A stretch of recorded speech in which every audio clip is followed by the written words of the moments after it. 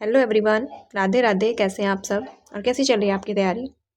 तो आज का जो हमारा पॉलिटी पीवाईक्यू सीरीज चली है उसमें आज का हमारा टॉपिक है निर्वाचन। तो चलिए बिना टाइम को वेस्ट के स्टार्ट करते हैं। क्वेश्चन है, भारतीय संविधान का अनुच्छेद 340 किससे संबंधित है? तो 340 किससे संबंधित है? निर्वाचन आयोग, पिछड़े वर्ग आयोग, वित्त आयोग, संघ लोक सेवा आयोग। तो किससे संबंधित है? तो पिछड़ा वर्ग आयोग के गठन के बारे में है 340। भारतीय संविधान का अनुच्छेद 340 पिछड़े वर्गों की दशाओं के लिए आयोग की नियुक्ति से संबंधित है। किससे? तो आयोग की नियुक्ति से संबंधित है। और 21 जनवरी 1953 को बाबा साहेब कालेलकर की अध्यक्षता में, किसकी? तो बाबा साहेब कालेलकर की अध्यक्षता में 1953 में पिछड़ा वर्ग आयोग बना था। कब बना था पिछड़ा वर्ग आयोग? तो 1953 में और बाबा साहेब कालेलकर की अध्यक्षता में। और उसके पश्चात 1978 से 80 में मंडल कमीशन भी बना। मंडल कमीशन भी बना कब? मंडल कमीशन का जो गठन है वो कब हुआ? तो ये 1978 से 80 में हुआ है। अगला क्वेश्चन है, भारत के राष्ट्रपति के पद का चुनाव कौन आयोजित करता है? तो भारत के राष्ट्रपति के पद का चुनाव कौन आयोजित कराता है? कौन आयोजित करता है? तो भारत का निर्वाचन आयोग, लोकसभा अध्यक्ष, भारत के उपराष्ट्रपति या फिर भारत के प्रधानमंत्री। तो किसके द्वारा किया जाता है? तो भारत के निर्वाचन आयोग के द्वारा। भारत के संविधान के अनुच्छेद 324 के तहत राष्ट्रपति चुनाव कराने का जो अधिकार है वो भारत के निर्वाचन आयोग में निहित होता है। कौन कराता है? तो भारत का निर्वाचन आयोग। और राष्ट्रपति के चुनाव में कौन कौन भाग लेते हैं? तो संसद के दोनों सदनों के कैसे सदस्य? निर्वाचित सदस्य, यानी कि इसमें मनोनीत सदस्य भाग नहीं लेते हैं, केवल निर्वाचित सदस्य भाग लेते हैं। और संसद के दोनों ही सदनों के सदस्य भाग लेते हैं, लोकसभा के भी और राज्यसभा के भी। और राज्यों की विधानसभाओं एवं साथ ही राष्ट्रीय राजधानी दिल्ली क्षेत्र तथा संघ शासित क्षेत्र दिल्ली और पुडुचेरी विधानसभाओं के निर्वाचित सदस्य भी इसमें सम्मिलित जो है वो होते हैं। और सभी क्या? तो निर्वाचित सदस्य, इसमें मनोनीत सदस्य शामिल नहीं होते हैं। अनुच्छेद 55(3) के अनुसार, यानी अनुच्छेद 55(3) कहता है कि राष्ट्रपति का जो निर्वाचन है वो एकल संक्रमणीय मत प्रणाली के माध्यम से आनुपातिक प्रतिनिधित्व प्रणाली के अनुरूप किया जाएगा। और ऐसे निर्वाचन में गोपनीय मतपत्रों द्वारा मतदान किया जाएगा। कैसे? गोपनीय मतपत्रों द्वारा मतदान किया जाएगा। और राष्ट्रपति बनने के लिए न्यूनतम जो आयु है वो 35 वर्ष पूर्ण होनी चाहिए। राष्ट्रपति के लिए जो न्यूनतम आयु है राष्ट्रपति बनने के लिए वो 35 वर्ष है। और राष्ट्रपति का जो कार्यकाल है वो कितना होता है? तो 5 वर्ष का। 5 वर्ष का राष्ट्रपति का कार्यकाल होता है। और इनको जो शपथ है वो कौन दिलाता है? तो सर्वोच्च न्यायालय की कौन? तो मुख्य न्यायाधीश शपथ दिलाते हैं। अगला क्वेश्चन है, निम्नलिखित में से किसके पास राष्ट्रपति और उपराष्ट्रपति के चुनाव के विवादों का निर्णय लेने का मूल, अनन्य और अनंतिम अधिकार होता है? तो किसके पास ये अधिकार होता है?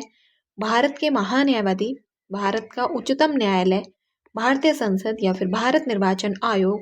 तो राष्ट्रपति और उपराष्ट्रपति के चुनाव के जो अंतिम निर्णय लेने का अधिकार होता है, अगर इनमें विवाद हो जाए तो विवादों का निर्णय उच्चतम न्यायालय यानी कि सुप्रीम कोर्ट के द्वारा ही किया जाता है। तो भारतीय संविधान के अनुच्छेद 131 के तहत, किसके? तो आर्टिकल 131 के तहत उच्चतम न्यायालय की प्रारंभिक अधिकारिता का उल्लेख किया गया है। अनुच्छेद 131 के तहत क्या किया गया है? उच्चतम न्यायालय की प्रारंभिक अधिकारिता का उल्लेख किया गया है।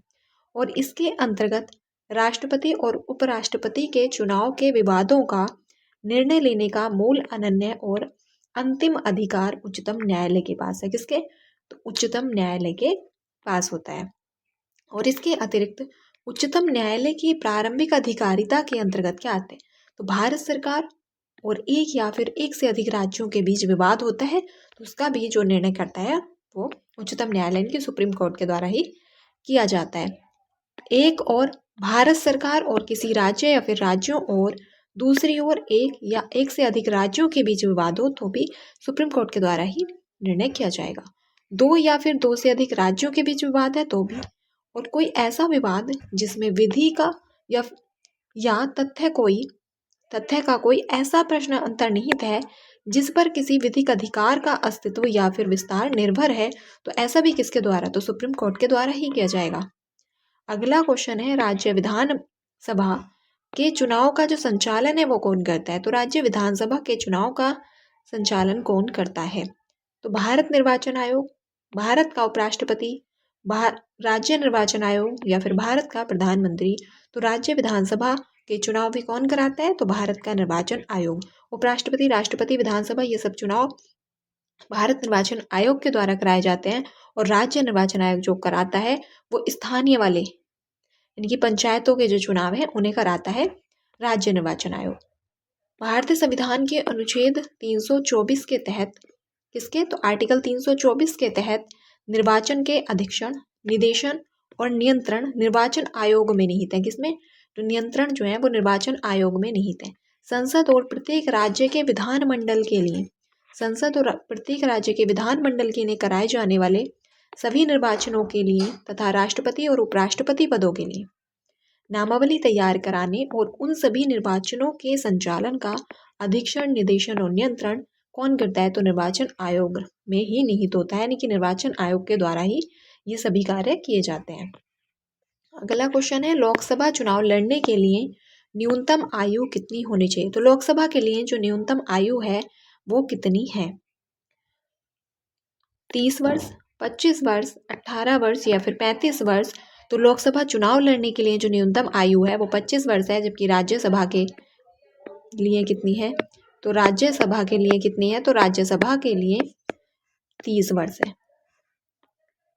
भारतीय संविधान के अनुच्छेद 84 ख में प्रावधान है कि लोकसभा चुनाव के लिए उम्मीदवार बनने की जो न्यूनतम आयु होगी वो 25 वर्ष होनी चाहिए, जबकि राज्यसभा के लिए जो न्यूनतम आयु है वो 30 वर्ष है। कितनी? तो 30 वर्ष है।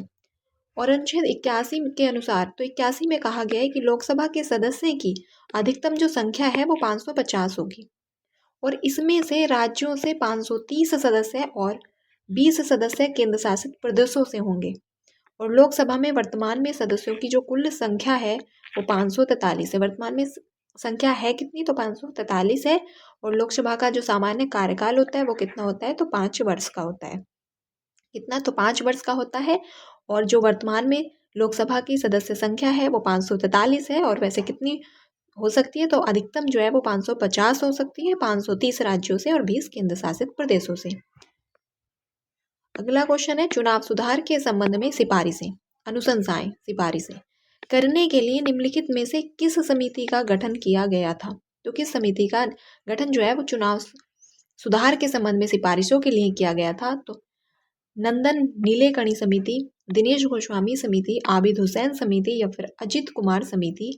तो ये किसका गठन किया गया था? तो दिनेश गोस्वामी समिति का जो गठन है वो चुनाव सुधार के लिए सिफारिश करने के लिए किया गया था। प्रश्न अनुसार चुनाव सुधार के संबंध में सिफारिशें यानी कि अनुशंसाएं जो है सिफारिशें करने के लिए किस समिति का गठन किया गया था? तो दिनेश गोस्वामी समिति का गठन किया गया था।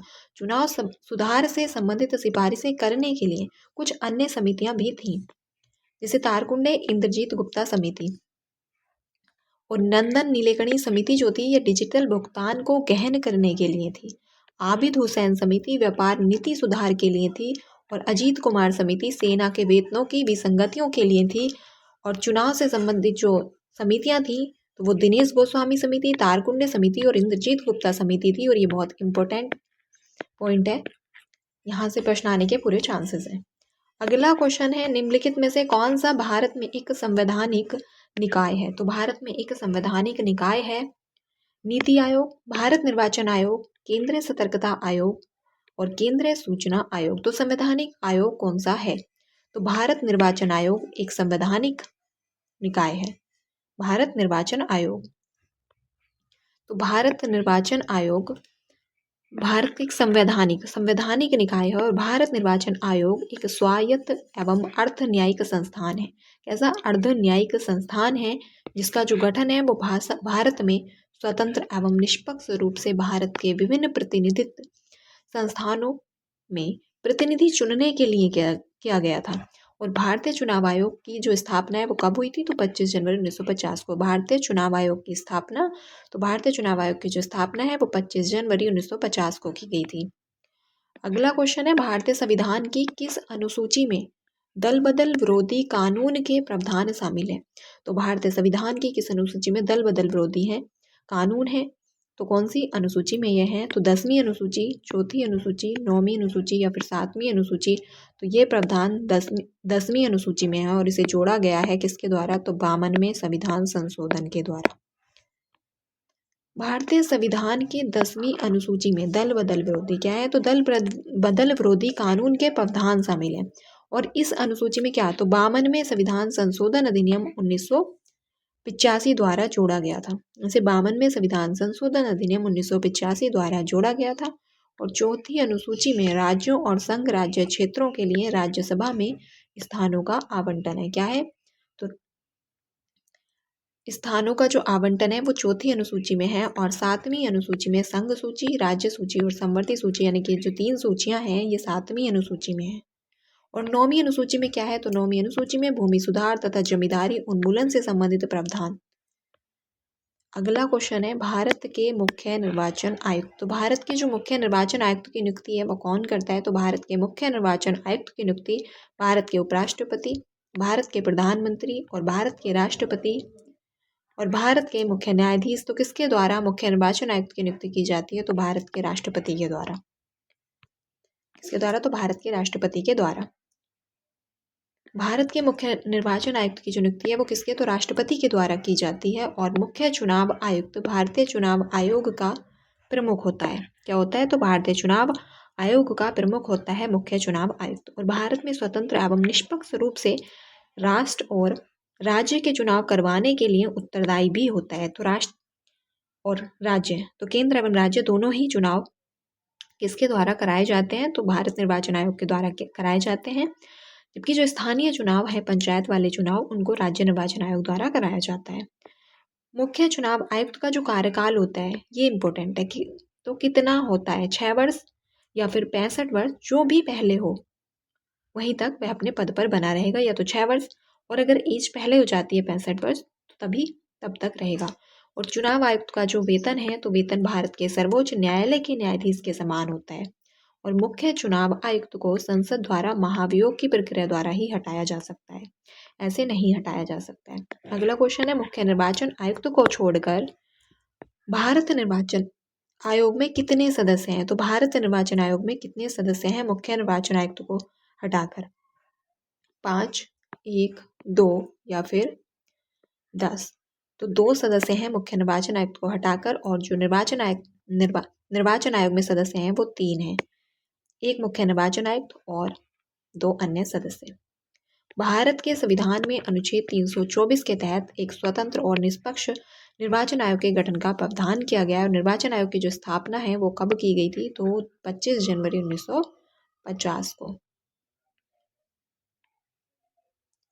और अनुच्छेद 324(2) के तहत निर्वाचन आयोग में एक मुख्य निर्वाचन आयुक्त और अन्य निर्वाचन आयुक्तों की नियुक्ति संसद द्वारा की गई विधियों के अधीन राष्ट्रपति द्वारा की जाएगी। और अन्य निर्वाचन आयुक्तों की जो संख्या है वो राष्ट्रपति द्वारा निर्धारित की जाती है। और वर्तमान में अन्य निर्वाचन आयुक्तों की संख्या कितनी है? तो 2 है।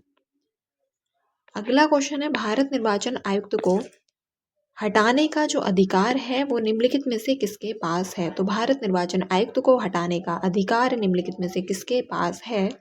तो भारत के राष्ट्रपति, भारत के प्रधानमंत्री या फिर भारत के मुख्य निर्वाचन आयुक्त। संघ लोक सेवा आयोग के अध्यक्ष तो किसके पास है? तो भारत के राष्ट्रपति के पास निर्वाचन आयुक्त को महाभियोग लगाकर हटाया जाता है। भारत निर्वाचन आयुक्त को हटाने का अधिकार जो है वो किसके? तो राष्ट्रपति के पास है। और भारतीय संविधान का भाग 15 चुनावों से संबंधित है। किससे? तो भाग 15 जो है वो चुनावों से संबंधित है, जिसमें चुनावों के संचालन के लिए किसके? तो चुनावों के संचालन के लिए एक आयोग की स्थापना 25 जनवरी 1950 को संविधान के अनुच्छेद 324, कौन से अनुच्छेद के तहत? तो 324 के तहत की गई थी। और इसका जो सचिवालय है वो कहाँ पे है? तो नई दिल्ली में स्थित है। कहाँ पे? तो नई दिल्ली में स्थित है। और भारत के जो प्रथम चुनाव आयुक्त थे वो सुकुमार सेन थे। कौन थे? तो सुकुमार सेन थे। अगला क्वेश्चन है भारत में जनसंख्या की दृष्टि से सबसे बड़ा लोकसभा निर्वाचन क्षेत्र कौन सा है? तो भारत में जनसंख्या की दृष्टि से सबसे बड़ा जो लोकसभा निर्वाचन क्षेत्र है वो कौन सा है? उन्नाव, मलकाजगिरी, कच्छ या फिर चांदनी चौक। तो कौन सा है? तो मलकाजगिरी जो है वो लोकसभा निर्वाचन क्षेत्र सबसे बड़ा लोकसभा निर्वाचन क्षेत्र है जनसंख्या की दृष्टि से।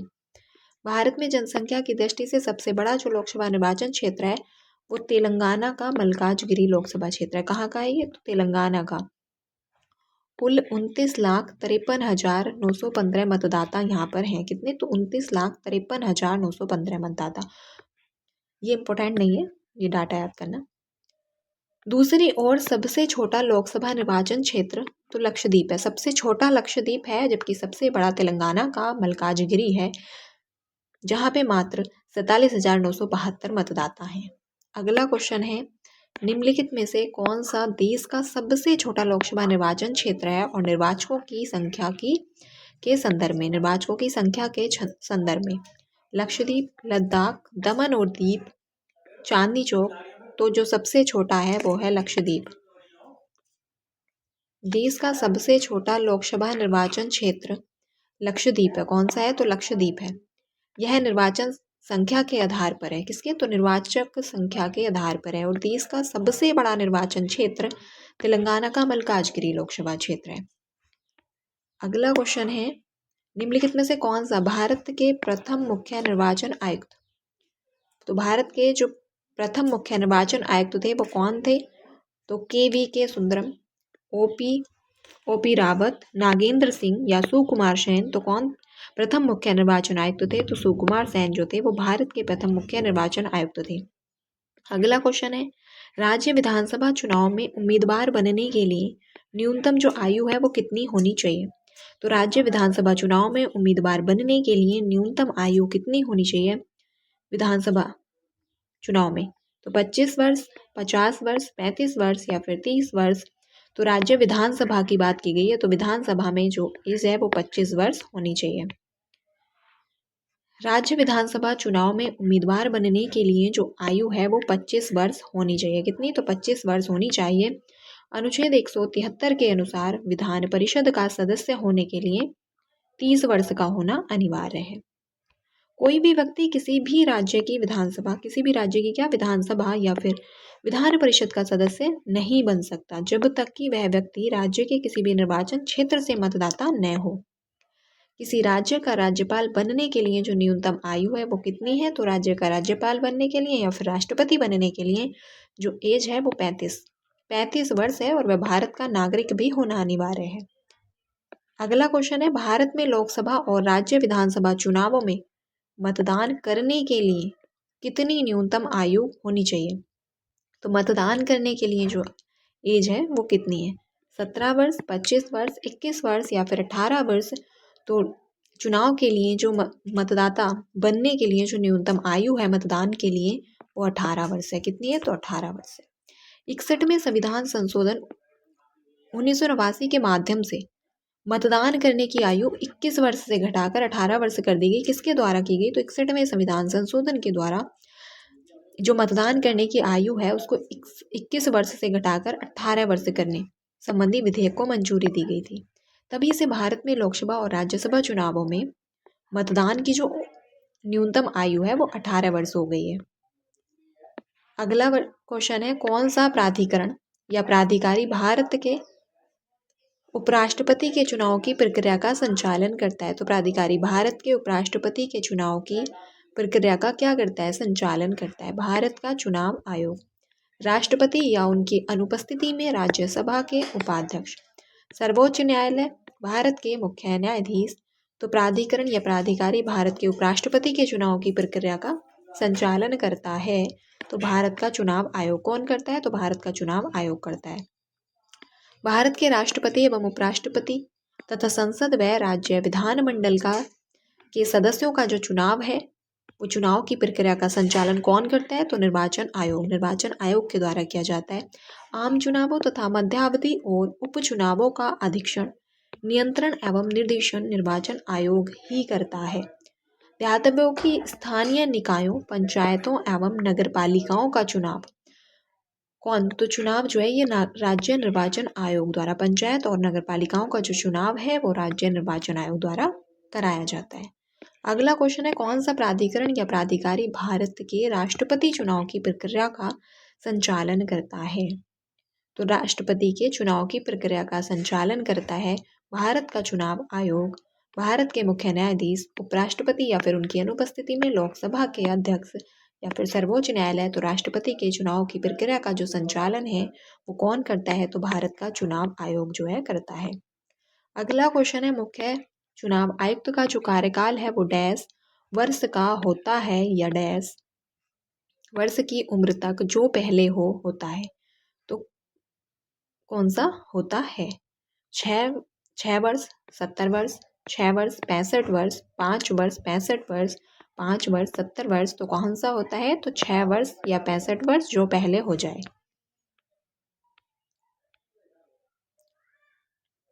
भारत के मुख्य चुनाव आयुक्त का जो कार्यकाल है वो 6 वर्ष और 65 वर्ष की उम्र तक जो पहले हो तथा अन्य चुनाव आयुक्त का कार्यकाल भी 6 वर्ष या फिर 65 वर्ष की उम्र तक जो पहले हो वहीं तक होगा।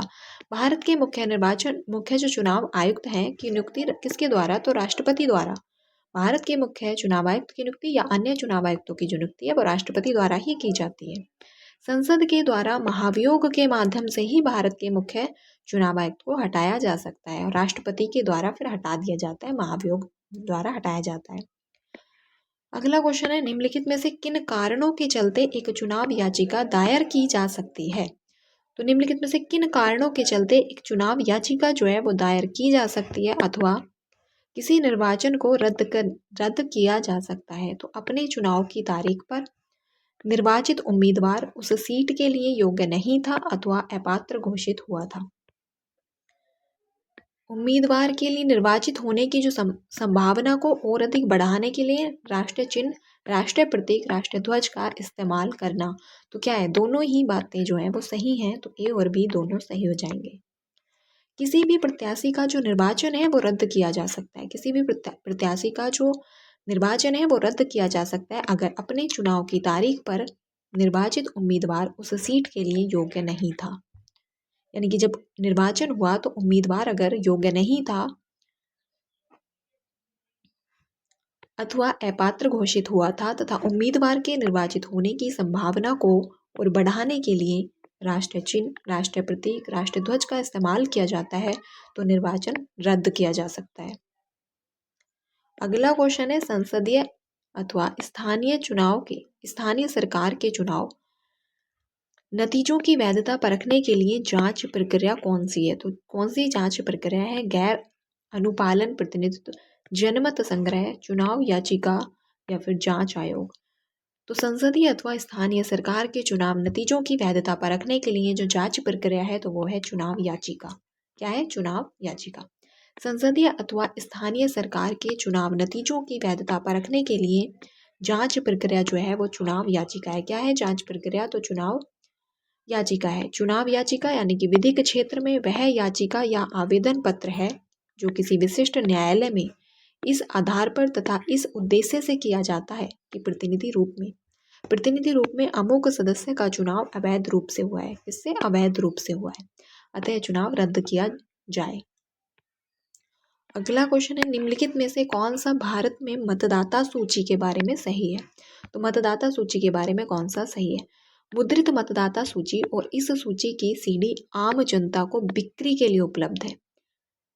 तो मुद्रित मतदाता सूची और इस सूची की सीडी आम जनता को बिक्री के लिए उपलब्ध है। मतदाता सूची के हर संशोधन के बाद राष्ट्रीय और राज्य दलों को ये मुफ्त प्रदान की जाती है।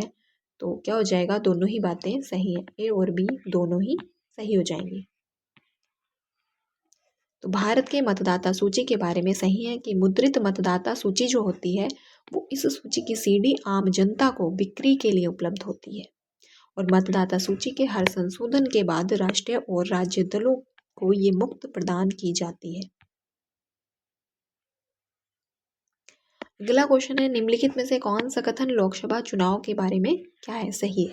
तो लोकसभा चुनाव के बारे में सही है।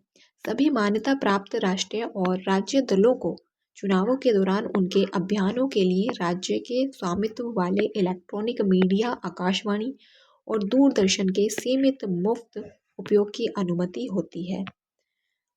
एक उम्मीदवार के चुनाव अभियान के दौरान खर्च वाली धनराशि पर सख्त कानूनी सीमा लागू है। तो क्या है? दोनों ही बातें सही हैं और ए और बी दोनों ही बातें सही हो जाएंगी।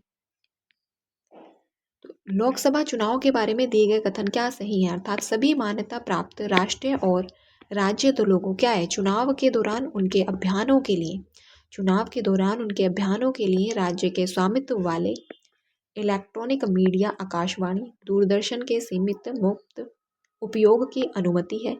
एक उम्मीदवार के चुनाव के दौरान खर्च होने वाली धनराशि पर सख्त कानूनी सीमा लागू है। अगला क्वेश्चन है, आम चुनावों की मतदान प्रक्रिया के संदर्भ में निम्नलिखित में से कौन सा वक्तव्य क्या है, सही है? तो चुनाव आयोग के अधिकारी यह सुनिश्चित करते हैं कि प्रत्येक मतदाता को 2 किलोमीटर के भीतर एक मतदान केंद्र मिले। कितने? तो 2 किलोमीटर के भीतर एक मतदान केंद्र मिले। और चुनाव आयोग के अधिकारी यह सुनिश्चित करते हैं कि किसी भी मतदान केंद्र को 1500 से अधिक मतदाताओं का भार न उठाना पड़े। तो क्या है, दोनों ही बातें सही हो जाती हैं। तो ए और बी दोनों सही हो जाएंगे। चुनाव आयोग के रिटर्निंग अधिकारी के लिए हस्त पुस्तिका के अध्याय 2 के पैरा 3 के अनुसार मतदान केंद्र इस प्रकार स्थापित किए जाने चाहिए कि साधारणतः मतदाता को अपने जो मतदान केंद्र है मतदान केंद्र तक पहुंचने के लिए 2 किलोमीटर से अधिक यात्रा न करनी पड़े। और हस्त पुस्तिका के अध्याय 2 के पैरा 2 में निहित है कि निर्वाचन आयोग के आदेशानुसार एक मतदान केंद्र में लगभग 1000 से 1200 तक निर्वाचकों को कवर करते हुए सुनिर्धारित मतदान क्षेत्र के लिए उपलब्ध करवाना चाहिए। यदि वर्तमान में निर्वाचकों की सीमा प्रति मतदान केंद्र 1500 तक बढ़ा दी गई है। अगला क्वेश्चन है, वर्तमान में बिलाली निर्वाचन क्षेत्र क्यों चर्चा में रहा? तो ये न्यूज़ करंट की न्यूज़ थी, बहुत पुरानी न्यूज़ थी। कांग्रेस अध्यक्ष श्रीमती सोनिया गांधी लोकसभा की चुनाव यहाँ से लड़ी थी। पर्यटन स्थल है, धार्मिक स्थल है, या फिर इनमें से कोई नहीं। तो कांग्रेस अध्यक्ष श्रीमती सोनिया गांधी जो थी वो यहाँ से चुनाव लड़ी थी। तो आज का जो टॉपिक है हमारा वो समाप्त होता है। और कल जो हमारा टॉपिक रहने वाला है वो है आपात उत्पन्न। और अगर क्लास पसंद आई हो तो प्लीज़ चैनल को सब्सक्राइब करें, वीडियो को